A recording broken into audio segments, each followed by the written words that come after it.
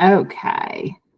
So let me get the screen up since I'm working on one screen here. I got to do it again. Sorry, guys. All right, here we are. Now we're in business. This is week 6 of Ultimate Launch. This week is about lead generation and management. So we've gone through 5 weeks before this of setting up who you're going to be as an agent and what your value proposition is going to be. We have set up our profile and our website as well as our social media branding to conform around who we want the public to see us as.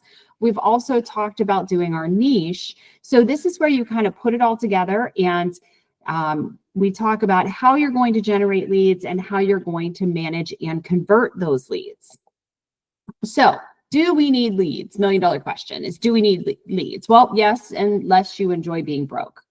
Leads as a new agent are so imperative because you only have so many friends and family members that you can bug to buy or sell real estate before they simply stop picking up the phone. And we all have those family members who we wish would not pick up the phone and we wish would leave us alone.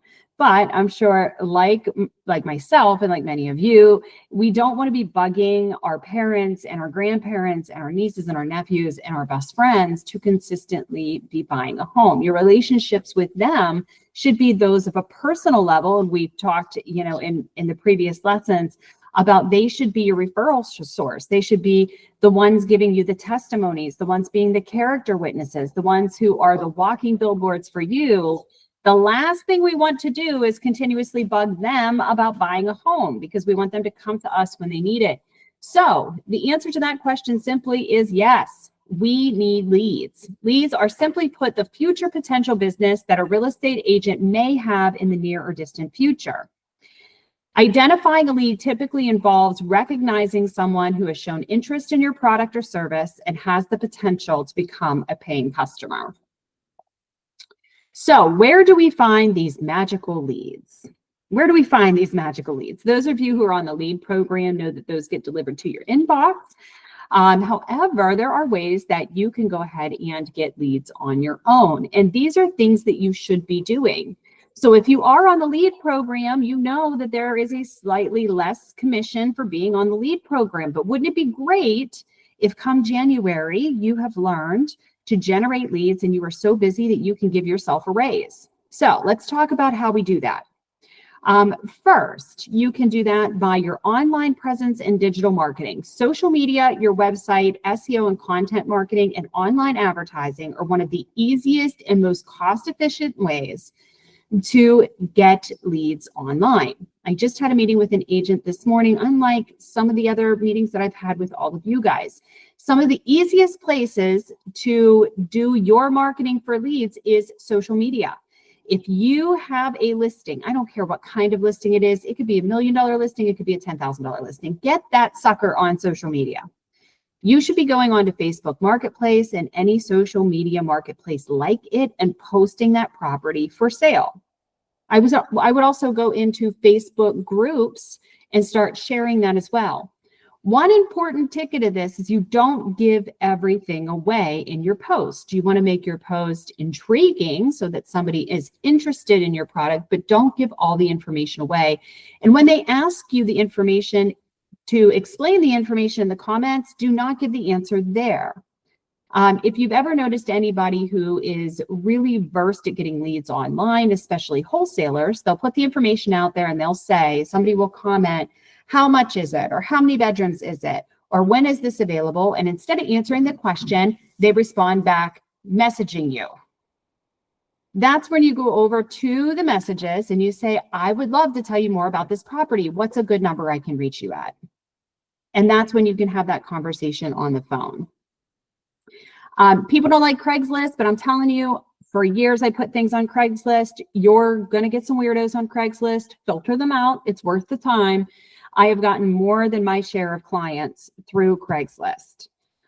So these are just a few things you can do to help you find leads that cost little to no money. All right, so real estate portals and listings, MLS, third-party real estate websites. These are your most high-producing, high-converting type of leads. but they also are your most expensive. So going on to third-party websites like Zillow, Realtor.com, Trulia.com, Sold.com, all of those different types of pay per lead advertising, they do have a super high conversion rate compared to many others, but they are expensive. So you have your online presence in digital marketing, which has zero cost, and then you have your third-party websites that cost a lot. So you do you, but I suggest doing a little bit from each one of these categories. Networking and referrals. So asking for a client referral, professional network referrals. That would be from like another realtor in another state. Getting involved in the community. So if you've seen the email go out today, Mark is doing a community event out in New Brighton for the, what is that organization? Big Brothers, Big Sisters. So get out within the community and pick up those leads. Have some type of contest, door prize, sign up form that you can get people to put their information down for. And you can also look into referral platforms. Referral platforms I used a lot when I was building my team. We used a bunch of them. We used Referral Network. We used OpCity, which I hate, but that's just my personal opinion. The best one that I used was Dave Ramsey. So Dave Ramsey has a great referral network. We closed a ton of deals through Dave Ramsey. Definitely something to look into. All right, open houses and property tours. Yes, you can get leads from open houses. Whoever told you open houses are not worth your time sucks, and you should not listen to them at all. You should not listen to them at all. Do your open houses, but please do them properly. If you half-ass an open house, you are going to do nothing but sit inside a cold and dark house, wasting your ever-loving time. Stop throwing together open houses. Do them properly. Get trained on open houses. Understand how to market those and how to get people in the door. It's not so much about what you do with the open house. It's how you prep before and how you follow up after that makes the difference. You could literally stand inside the open house in your pajamas, and if you prepped properly from the beginning and you did all the things that you needed to do the week before, people are still going to come in, even with you in your pajamas. I'm not telling you to do that. I'm just saying it is the before and the after that makes the difference. All right, direct outreach, cold calling, email marketing, direct mail, farming, door knocking. This is going to be like your 5, 5, and 10 postcards. I don't do a lot with direct outreach just because the conversion rates are really down. But again, we still do it. We still incorporate this, even at a brokerage level. So definitely, again, take something away from each category. And next is going to be your lead generation services, your lead companies, your CRM systems. There's lots of add-ons you can use, even with OneSuite, that'll help you generate leads off of your CRM. So look into those services. It's kind of just a general category in there, but I would definitely look into those. All right, couple other things that you can think about. And these are things where if you're really, really wanting to generate those leads and you're really feeling adventurous, I dare you to do these. And that is going to be content creation and education. So blogging, webinars, workshops, past clients, doing past client events, asking your past clients for referrals, really generating that word of mouth, and then local advertisements, newspapers, bargain ads, billboards and signs, bill posting, community bulletin boards. All right, and last but not least, you should be relying on your sphere of influence, your family, your friends, your coworkers, and your referrals. Those are the people who are going to be referring you in business. They are so important, and people often forget about them. As a new agent here, you were asked to fill out a sphere of influence form. Having 50 people on that form, I can tell you that not all of you did it. But we send postcards with your announcement out to your 50 people in your sphere, because we know how important it is to let them know what you're up to. Even though they may be your aunt or your uncle, doesn't mean that they're thinking about you being a real estate agent every day. But it is your job to remind them that you're in the business, that you appreciate them, and when the opportunity comes, they should be referring you clients that they need. So with that being said, we meet new people every day. And this is what I want you to do. If you haven't printed out your book, just jot it down on a piece of paper. Think of just this week, even this month, and it doesn't matter if you didn't get their names. This is just an exercise that I want you to do. Think about 5 people that you've met this month. 5 people that you've never met before that you met this month. Okay. And I'm going to think about it myself. I met the Comcast guy that installed the internet here in Hermitage. That's one. I met the Amazon driver the other day in my driveway because my dog was trying to eat him. Who else did I meet? I met a new agent this week. I did. I met a wonderful girl named Haley who's going to be starting her classes, thanks to Anna. So that's my 4. Who's my number 5? Oh, the waitress at the diner I was at. There's my 5 people. I didn't get all of their names. I should have. But just think about how many people you meet in a day, a week, and a month. These are people that you should be adding to your database. These are people that you should be striking up a conversation with, getting their information, making sure that they have yours, and adding to your database. They're all potential leads, whether it's tomorrow or whether it is 6 years from now.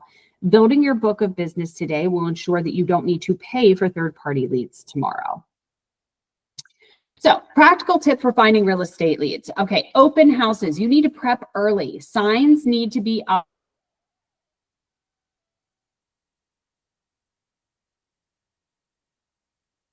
To the neighbors, go to neighbors and clients, whether that is an old-fashioned invitation that you send through the mail, whether it is an email, whether you go your 5, 5, and 10 around the neighborhood, around the open house, and just pop something in their door that they can see when they get home. But you should be sharing those invitations.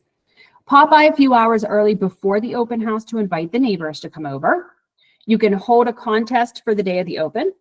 Do a Facebook Live on social media before the open house starts. Make sure that you're collecting all buyer information at the open house. Give a small open house favor. People love free stuff. It doesn't matter what it is. They just love free stuff. Follow up the next day and set everyone up on an email drip in your CRM. Direct outreach, some things you can do. Send a postcard with advertising. The best thing, which I love, is send a handwritten note. Use your web address and QR code to track the effectiveness and pop by with a gift to introduce yourself. Lead generation services out there are Zillow, Realtor.com, Homes.com, and there's other ones. Practice speed to lead. Speed to lead is important, especially with Realtor.com because they're sent to 6 different agents at the same time. You need to feed the need in 15 seconds or less. Build rapport in the first meeting and set the next appointment before you leave the home. Content creation ideas. Choose relevant, highly searchable topics. Use keywords in your title and description. Direct the audience to sign in or sign up on a page. Invite the audience to call you directly. Show your name and contact information in 7 places. And host in-person training sessions. Past clients, ask for the referral, follow up, and never stop following up. Send holiday cards, send house anniversary cards, which we do for you, by the way. Do pop-bys once a year. If you don't know what a pop-by is, we have a yearly training on that. And connect with them on social media. All right, sphere of influence. Add to your sphere of influence weekly as you meet and connect with new people face-to-face. Gently let them know that you're in real estate. Ask for the referral. Brag about how great your job is and how amazing it is to be your own boss. Nurture the friendship and build meaningful connections with them. Add them to your email blast and send holiday cards and handwritten notes to them. All right, questions so far, anybody? No, okay. Now we're gonna go over the rule of 7. You'll hear me say this 5,000 different times, right, Rebecca? Yes. I got a question. Yeah.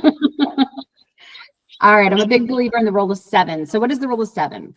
The rule of 7 shows that humans, on average, will not remember a person's name or what they do for a living until they have seen them 7 times. So the goal is to touch each lead a minimum of 7 times to turn it from a lead to a client. So this is one of those psychological selling techniques. If you meet somebody or if you talk to somebody on Zillow and make an appointment with them, like I'm on Zillow. Hi, this is Christina. I'm from Realty One Group. Yes, I'd love to show you that house at 123 Main Street. I'll meet you there Saturday at 1 o'clock. Okay, sounds great. Bye. The minute they hang up, they have no idea what my name is. They have no idea who they just talked to. It's no different than you walking into a party and somebody introducing you to somebody. You shake their hand and they say, "Hi, my name's Jim." And they hold out their hand. And by the time you touch their hand, you're like, "Damn it, what's his name?" Right? It's just our brain. So I want you to practice the rule of 7.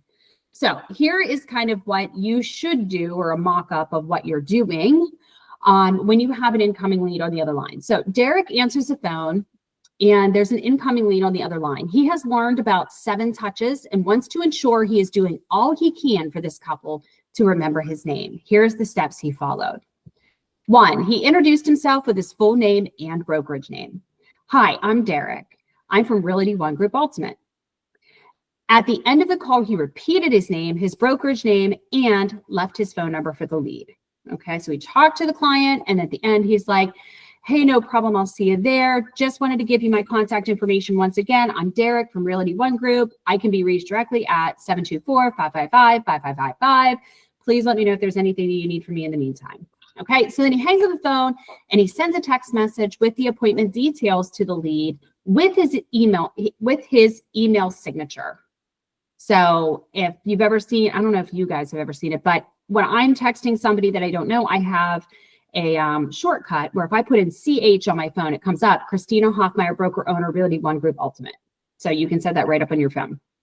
And so he would text them, "Hey, our appointment for 123 Main Street is going to be Saturday at 10 a.m. Please let me know if there's anything you need in the meantime. Derek, Realty One Group Ultimate, blah, blah, blah, blah, blah."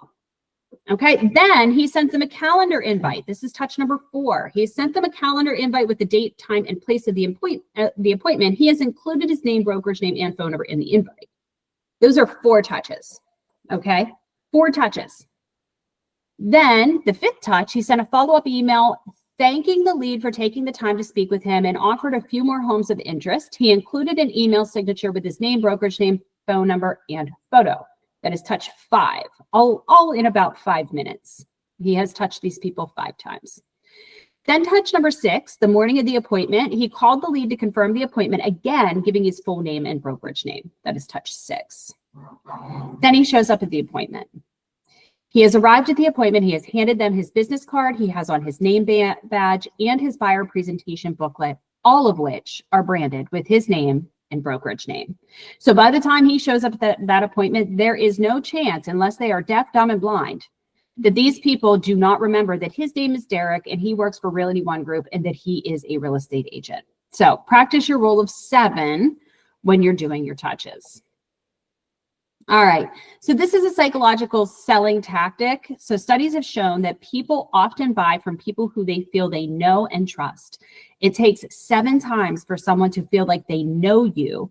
And taking these steps will ensure that you are building not only trust, but making a positive impact that leads on the lead's psyche. So let's talk about psychological phenomenon. There's a psychological phenomenon called Baader-Meinhof phenomenon. And I always get that wrong. I just butcher it. I'm sorry. Or it's called the frequency illusion. This cognitive bias happens when you become aware of something new and then start noticing it everywhere, even though the frequency of its occurrence hasn't actually changed. Have you ever thought to yourself, I should lose weight for vacation? And then all of a sudden, everywhere you look is a new weight loss drug, new gym opening, or a new diet gimmick. You'll be surprised, if played correctly, how many clients after your 7 touches will comment, I see your signs everywhere, or I just saw your ad on Facebook. When really it was there all along. The only thing that has changed is that they now associate you with real estate. You and real estate is the same word, and they are turning a blind eye to all other advertisements. Tell me how many times you think Facebook is listening to you. All the time, right? All the time. And there is an algorithm. I mean, Facebook does know what you are likely to look at, but it happens all the time where agents will say, well, I just came over and now all of a sudden people are seeing my signs. Well, do you think that could be because we just put a bunch of advertisements out on Facebook that you just joined us and your sphere of influence saw it and now they're looking for you. Now they're looking for you. So the rule of 7 works. I promise you it works. The frequency illusion works. The more you say your name, tell them where you work and where you're from and what you do, the more likely they are to pay attention the next time they see your sign or see your face or see your advertisement. All right, so now we're going to run through just about how, once you're getting these leads in, how are we tracking these leads? And the first thing you want to do is use your CRM. That's your Client Relation Manager program. And you have that on your One Login tile. It is called OneSuite. Within your CRM, you can organize contacts, make notes, track phone numbers, email addresses, birthdays. You can do mass emails, mass text messages, send newsletters, new listings, and basically just keep in touch with your sphere of influence and your past clients. We do full trainings on OneSuite. So if you are new to Realty One, please check out our mini series where we do all kinds of different mini trainings with systems every other Friday. So I have some information in here about a CRM and what all of this means. So if you're new to the CRM world, what a centralized database means, it means it's compiling your client information, your property listings, and it's able to track all that data. Enhanced organization, that's task management. So you can put in tasks and appointments. You can put follow-up triggers so that nothing falls through the cracks. You can also sync it with your calendar for better scheduling. So as you're booking appointments for different contacts, it's updating your CRM and plugging in that contact right into your CRM. It allows for improved communications. So improved communications are automated emails, also instant notifications of important activities. Lead management also covers lead capturing and lead nurturing. Your CRM will do that for you. It'll also provide data analytics. I can't talk. Data analytics and reporting. So it really helps you track key metrics like conversion rates, sales cycles, and revenues. It also allows you to analyze client data and helps you understand what their needs and preferences are, helping you to streamline your marketing. It'll also help your customers' experience because it provides them personalization that is just to them and gives them 24/7 availability to go in and check listings or check the status of their home if they're a seller.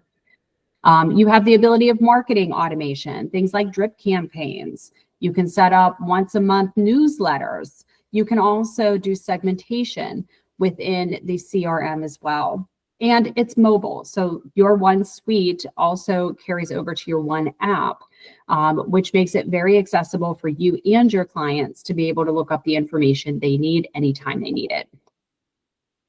So this will tell you here, there's some instruction sheets on how to enter contacts into your OneSuite. I'm not going to go over that in this training here, but I do have some how-tos in here. This also explains how to send a drip campaign letter and how to do an e-blast. These are the first three things I would set up if you're new to a CRM, especially if you're new to OneSuite. Play with these and definitely come back for our other trainings as well. So this is your non-homework homework. And that is coming up with a original idea for some type of drip campaign and a text. So the first thing I want you to do is come up with a text, just a general text. It can be for a buyer, it can be for a seller, it can be for your sphere of influence. I don't care, you do you.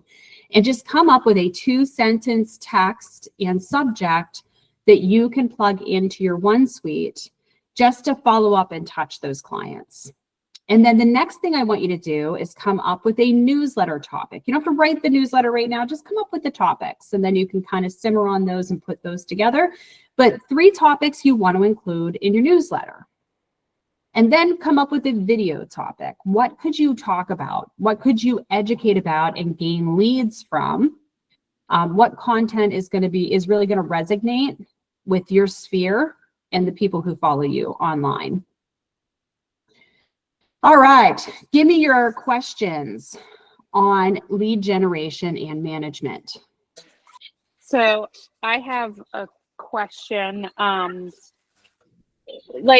So the people that you have, so if you have buyers you're working with, sellers you're working with, and eventually you get to the point where you have so many, but you want to keep track of them. What is your suggestion as to do we have a board that has all of them so we visually see it in front of us? I'm just starting to think like I have quite a few people I'm working with right now, so I just don't want to lose track of them or where they're at in the process, or like, oh, I just started working with them, I don't want to forget about them. Does that Yeah. make sense? No, that makes perfect sense. It just depends on how your brain functions. You can actually do that in your CRM. Me, I never remember to look at it. So if I group people in my CRM, I forget to look at it. So I always had a board and I would put it on a whiteboard, but now I do everything by Excel sheet, and then I import my Excel sheet into my CRM. Okay. You can do it on a notepad. You can do it in a binder. You can do it however it is you want to do it, but it just depends on how your brain processes it. Like with me having ADD, I have to have it out in front of me. If I don't have it in front of me, I need a visual, like I need to write it down or just something to like get it out of my brain. having a board is great. You can also put them in your CRM and group them into different categories, like active buyers, active sellers, under contract buyers. But again, you have to remember to go in and adjust those groups as they filter through the system. A CRM is only good if you use it. Right. Okay. So yeah, I have to get better with mine. I know I need to, but I mean, yeah, and recently I saw a board that was like, it said like your pipeline. So like, I thought that was kind of neat because then it's just always right there and like an easy way to just update it, Yeah.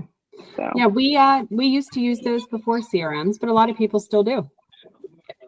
So what other questions you got? Anything? Comments? Suggestions? Oh, on top of like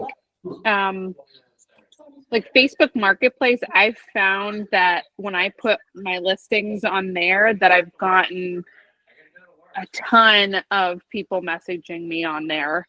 And I've had a couple showings with people on there. So I found Facebook Marketplace to be a good free place to, market your listings and whatnot.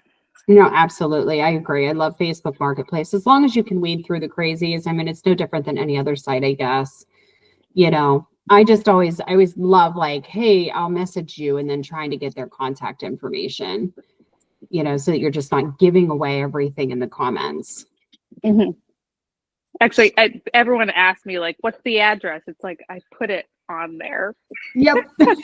I love that. Is this still available?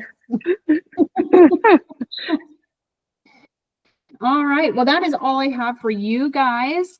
Thank you so much for joining me. Next week is all about networking and referrals. So we're going to talk about networking events. Sorry, let me turn that off. All right, we're going to talk about networking events. We're going to talk about organic referrals. We're also going to talk about referral sites, so third-party referrals. And we are doing our once-a-year training on referrals and referral companies, how to handle those, how to get regular referrals, relocation referrals, and we'll be doing that, I believe, May 2nd. So make sure you come in for that. But as always, I'll be quiet and I'll hang back on the call. Should anybody need anything or want my attention after we shut this down, just let me know. I'll be here. Thanks, everybody. Thanks.